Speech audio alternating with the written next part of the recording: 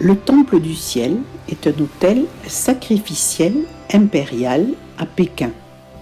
Fondé dans la première moitié du XVe siècle, le Temple du Ciel forme un ensemble majestueux de bâtiments dédiés au culte, situés dans des jardins et entourés de pinèdes historiques.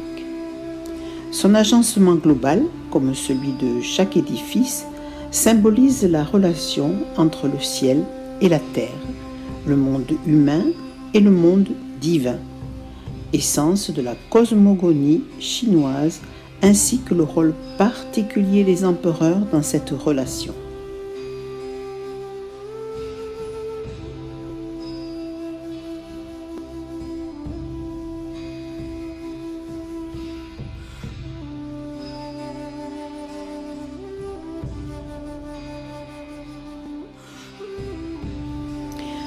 Le temple des lamas se situe à Pékin.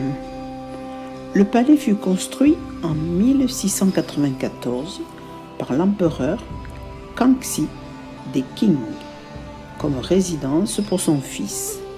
Lorsque ce dernier lui succéda sur le trône en 1723, le nouvel empereur s'installa dans la cité interdite.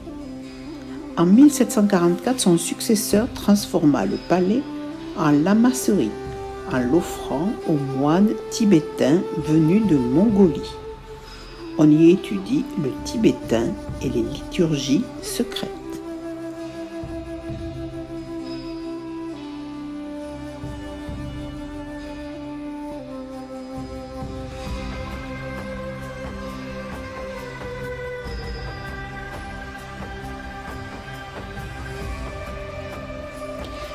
Les grottes de Yungang.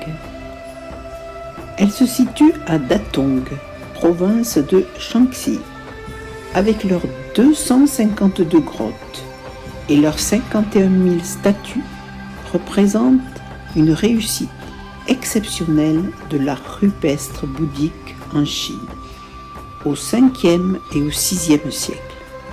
Les 5 grottes sont un chef-d'œuvre classique de l'art chinois avec une stricte unité du plan et de la conception.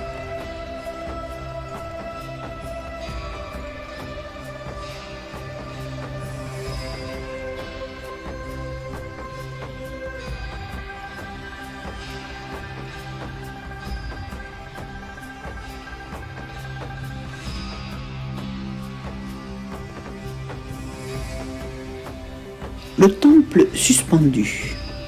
Le monastère de Xuangongxi, dont le nom chinois signifie monastère suspendu dans les airs, a été fondé durant la dynastie des Wei du Nord, 386-534.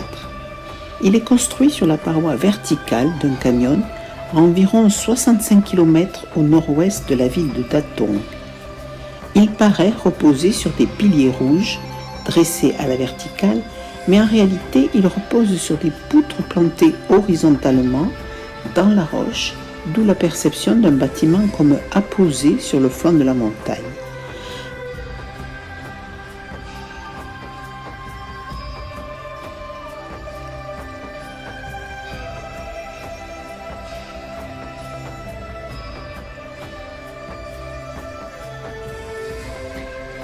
Situé au pied du versant nord du mont Lishan, ce mausolée est le tombeau de l'empereur Qin Shi Huang, fondateur du premier empire unifié de l'histoire chinoise au cours du IIIe siècle avant Jésus-Christ. Le tombeau est recouvert par un tumulus d'une hauteur de 51 mètres 300. Près de 200 puits contenant des milliers de guerriers et de chevaux en terre cuite, grandeur nature, de chars et d'armes en bronze, avec des sépultures et des vestiges architecturaux.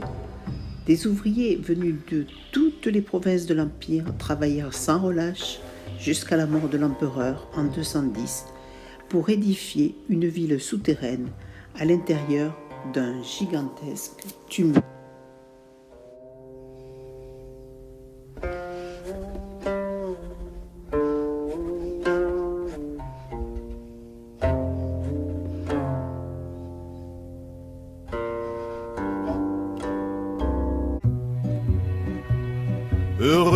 comme Ulysse, a fait un beau voyage. Heureux qui, comme Ulysse, a vu 100 paysages, et puis a retrouvé, après maintes traversées, le pays des vertes années.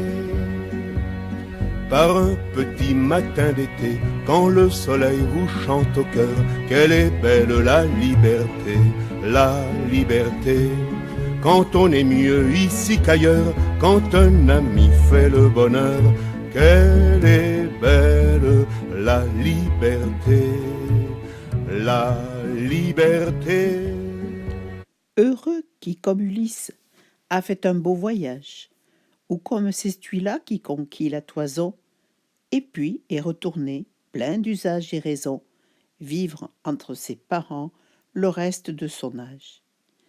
Quand reverrai-je, hélas, de mon petit village, fumer la cheminée, et en quelle saison reverrai-je le clos de ma pauvre maison, qui m'est une province et beaucoup d'avantages.